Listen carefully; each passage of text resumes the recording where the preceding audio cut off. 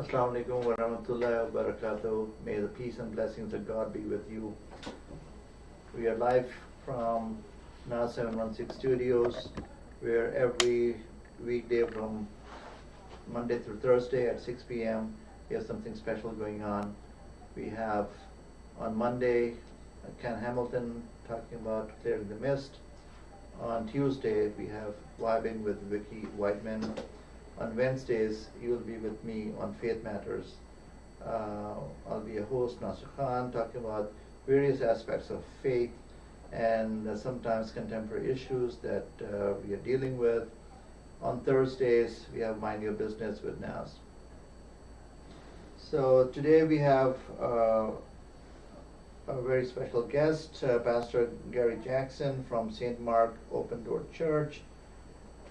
He is an U.S. Army veteran. He served U.S. Army for 21 years, and is his husband to Cassandra, father of 3 daughters, and he also coaches at the Niagara Wheatfield Varsity ladies basketball and track team. Welcome to our show, Pastor Jackson. Thank you, sir. Thank you. Wonderful. So you said that you came back home. That means that you're originally from here. So Yes. tell us about yourself as to where you were born and your upbringing and interests and all that.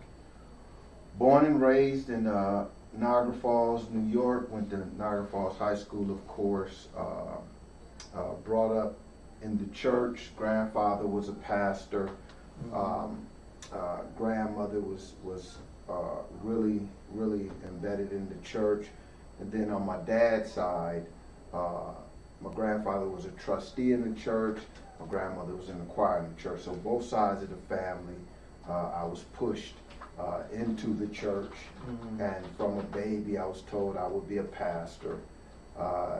And as soon as I graduated, I left and went into the military because I didn't want to be a pastor. Okay. So I took off, and I originally came in to be an X-ray technician, and the school didn't open up, and I told them, hey, I want to get out of this place. I'll go whatever you have. And the Lord saw fit to make me a chaplain assistant. And I thought I was running from the church, Right. and they put me right back in the church. And so I was told after a year I would become an X-ray technician when the school opens up. 21 years later, I was chaplain assistant the whole time with infantry and field artillery. Okay. So where did you serve? And first, thank you for your service, but where did you serve? Ooh, started off in New Jersey to Oklahoma. I just talk about the places I was stationed at before the deployments. Oklahoma, South Korea, Pennsylvania, Orlando, Florida, Alaska, Watertown, New York, Fort Rucker, Alabama. Then my last duty station was in Texas, San Antonio, Texas.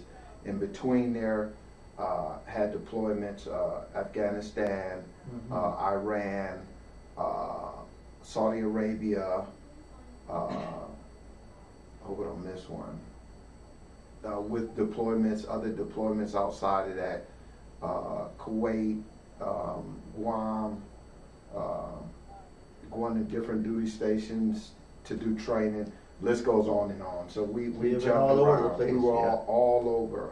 Wow. Germany, Australia, everywhere. Wow. So yes. Wow. So you've been exposed to a variety of cultures and different people, and that's beautiful. That's Yes, sir. beautiful. So what made you decide, having seen so much within the country and outside, what made you decide to come back to Niagara Falls and settle here? Well, I just felt that urge of the calling that was placed on me from a child. And once we hit 21 years, my oldest was graduating high school there. Also being a pastor with different pastors, under different pastors, in the military. I've always loved Niagara Falls. I've always loved home. Every chance we got, we would come back home. And to see a need for people to be fed the Word of God, it really just pushed me into going back and doing what I believe that God called me to do. So you're a pastor at St. Mark Open Door Church. Yes, sir. It's an interesting name. What does that mean, Open Door Church? It is the name that my grandfather got from a place, I believe, called Pigeon Creek, Alabama. Very Okay. small place, and there was a St. Mark church there. Mhm. And then the open doors simply mean that we invite all. Okay. Come in, be a part of it. If you don't like it, if it's not your cup of tea, by all means, we don't try to tie you down. But at any time you want to come back, the doors are always open. Okay. So is it a denominational or a non-denominational church? It is a Christian church, started off from a Baptist faith, Okay. and we're just Christians. Okay. So more in line with the Protestants rather than Catholics. Okay. Yes. Okay. Wonderful. So changing gears a little bit, we just had 9/11 4 days ago, and it will forever remind us of the tragedy that took place in 2001, where thousands of people were lost, and there was many people's life completely changed, and the whole nation actually was scarred forever. Yes. We were attacked, and then a lot of atrocities resulted from that incidents. And obviously, whenever something happens, there are always controversies as to what really led to that, Yes. and whether the response was justified or not justified. So I'm not going to go into that. But as far as the faith-related aspect of it is concerned, my real question to you would be, what are the teachings in Christianity about combating enemies, especially if you are being attacked? What does Christianity teach about attacking other nations or other people? Are there any teachings, guidelines about that? And one of the famous things about Jesus was to love the enemies. So if you are being attacked, and attacked not in a very subtle way, but in a really profound manner, then how do you reconcile between the teachings of love the enemy, and if somebody slaps on your cheek, then turn the other one, and how do you reconcile that from serving the army? And many people will be actively fighting, and part of it would involve actually killing other people, whether they are your enemies, and sometimes the byproduct is killing of civilians also. Mhm. So, what do you, how do you respond to that? Well, first, I think that when it came to 9/11, Yeah. I'll never forget how it happened. We were actually in a meeting, and the secretary ran in and told us what was happening. No one believed it. We got to TVs, we watched the monitors, we seen it. You were on active service It at the was an time? active service. Okay. And we knew immediately Mhm. we were going to deploy somewhere, Right. whether it's to downstate New York to help with that, or overseas to fight. As we look at this from a Christian perspective, Mhm. even David was called to fight. Mhm. God called David to Mhm. fight. And the reason that David was fighting was not just to conquer. It wasn't to go to fight just to fight. There was something behind it. It was to protect the people of God. Mhm. And so when it comes to just about, I had it and very good time in the military studying different denominations to get understanding. Most denominations believe in protecting their gods or their creators' children. So when it came down to 9/11, it was to protect. I wasn't going over to just slaughter somebody, to take somebody out.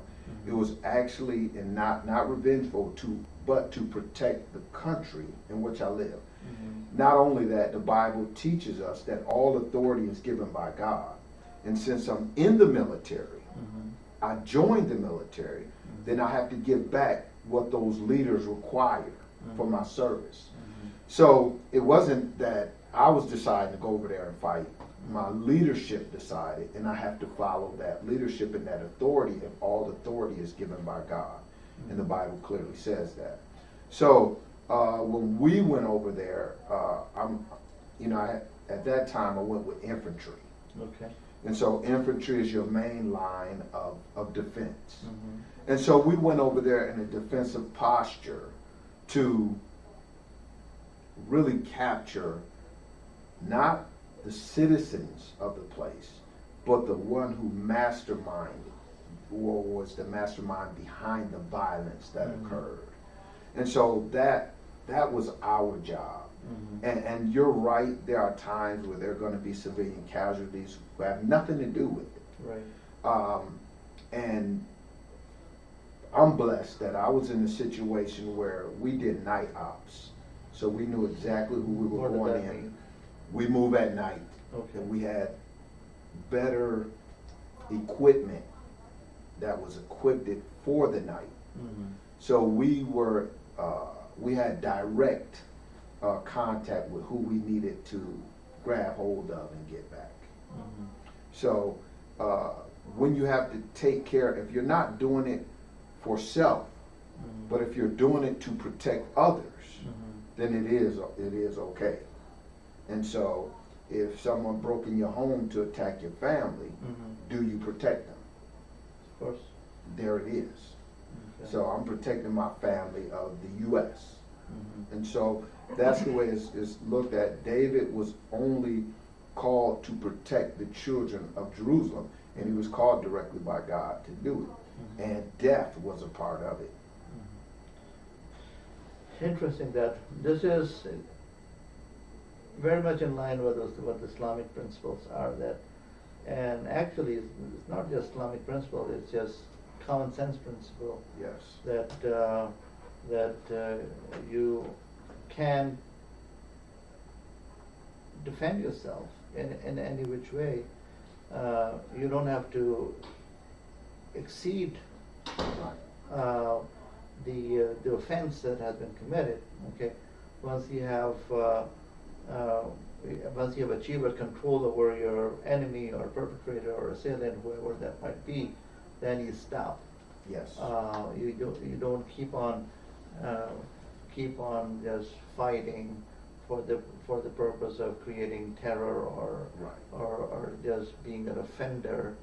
But it's in the name of defense, you're allowed to do that.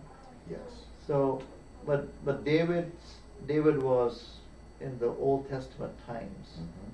So when you talk about love thy enemies, what does that mean then? You still love your enemy. You still love your enemy. Remember, Jesus said, I didn't come to destroy the law. So he didn't come to say, okay, all that law that was given is now, we don't do it no more because I'm here. He wasn't saying that. But now there's an understanding of the law. For instance, the Old Testament said an eye for an eye. Well, what the New Testament explains is an eye for an eye is not your literal eye. It means the crime or the punishment should fit the crime. Right. Is what it's saying. So when we go to love thy neighbor, you still love your neighbor. I could love my neighbor by going to another country and grabbing the individual who caused the harm and take them out of there for his punishment. I'm loving that neighbor by keeping them safe from their own enemy within. Interesting. Yeah.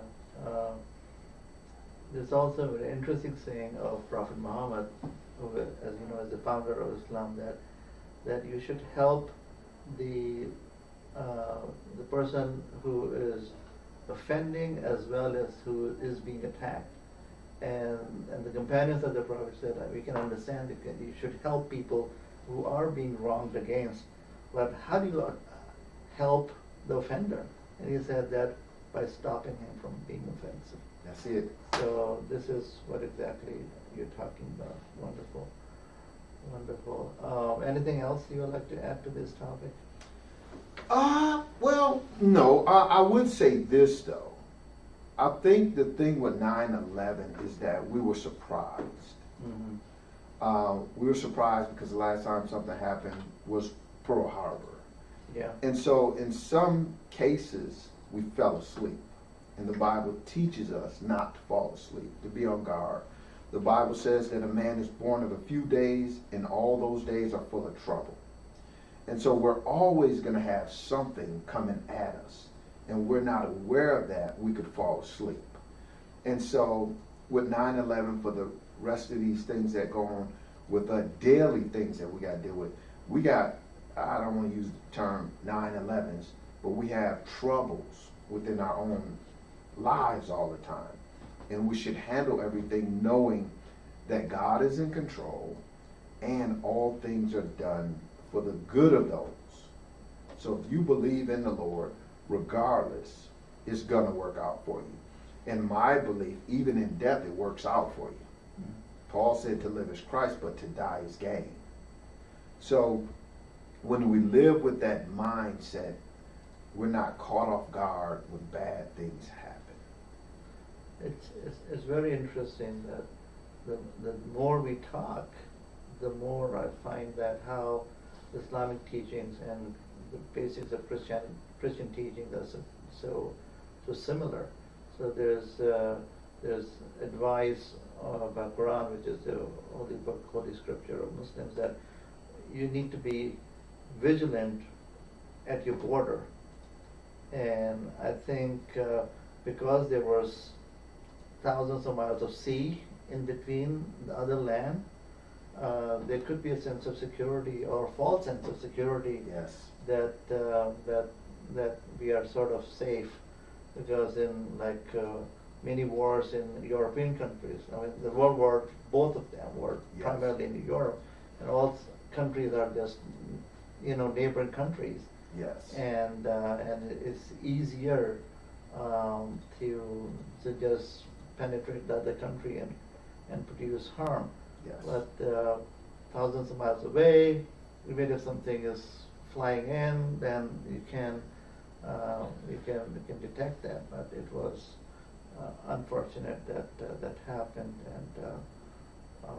but very very very good to hear about the Christian perspective on defensive war, and even attack. The purpose of attack will be to take down the perpetrator, but not overdo it. Right. And if something goes overboard, then that would not be in accordance with the Christian or Islamic teaching, for that matter. Yes. Also, recently we had Labor Day weekend. I was talking to one other person, and the interesting thing is that in a large part of the world, Labor Day weekend is not the first weekend in September. You've been to other countries, so you Yes. know, but on May 1st. Yes. And the history goes back to actually an incident in Chicago. And when I'm originally from Pakistan, so when I first came here, there was it's Labor Day weekend in September. I said, what is going on here? We celebrated Labor Day weekend talking about what happened in Chicago in the United States. And in the United States, you talk about Labor Day weekend in September, but it does recognize that there was quite a bit of riots and violence and killing that happened on May 1st, or the first day of May 1st in late 1800s in Chicago, and that's when the movement started. And then there have been movements and persecutions and all that about rights of the laborers and how to protect them and to give them what they deserve. Yes. Any teachings from Christianity on this topic as to when you are employing a person as a laborer, whether it is in a small scale at your home or a larger scale in a factory and things like that, how should the employer be treating their employees? Whether it's a manual labor or desk job, doesn't matter, but how are the rights of laborers protected, or what are the teachings about them? In Christianity, when you look in the Old Testament, it teaches that a laborer is due his wages, and his wages should be given before the sun goes down. We said the same thing. Right. Now, it had to be translated to today's, once Jesus came on the scene, and that morning literally means on the day of the contract, that person is to be paid. That was agreed upon. Mm-hmm. That person should be paid. Mm-hmm. So before that next morning, that person should be paid. Then it goes to the New Testament, and it talks about how the servant should be to the master, how the employee should be to the employer. But then it goes on to say, now employer, you should do the same thing. So it talks about how the employer should be kind, should be gentle, shouldn't have harsh words, shouldn't threaten. And so because just like the one you hired has a boss, which is you too have a boss, which is God. Every boss has a boss, which is your creator. Right. And so the boss, if he does the worker wrong, he has to answer to his boss. Mm-hmm. And there's no boss higher than our creator. Sure. And so if you don't treat that worker with respect, also be loyal to them as they're loyal to you, it takes us back to what we call our golden rule. Treat others as you want to be treated. Sure. And so even in my own life, it's going to work out for the one who's doing right, whether it's the boss or whether it's the one being hired, one way or the other. I've worked for great leaders and I've worked for some bad leaders. But I still had to do what I'm supposed to do regardless of how they are. And God has always worked it out for me. And then I was in a position where I was a leader. And even if that worker didn't do what they were supposed to do, I still tried to be the best leader I could be for them. And God worked it out by either that worker being better, or that worker getting out of the military, or that worker getting in trouble somewhere else. It worked out. And I was blessed. I was one of the leaders that they would take the workers who weren't good, and before they put them out, they would give them to me. Okay. And there were times where it would upset me, but I began to realize why.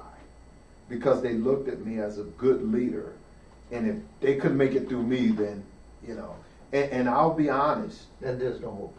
That's what they would say, but I'll be honest, only one soldier in my entire career didn't make it with me, and to this day I won't say it's his fault.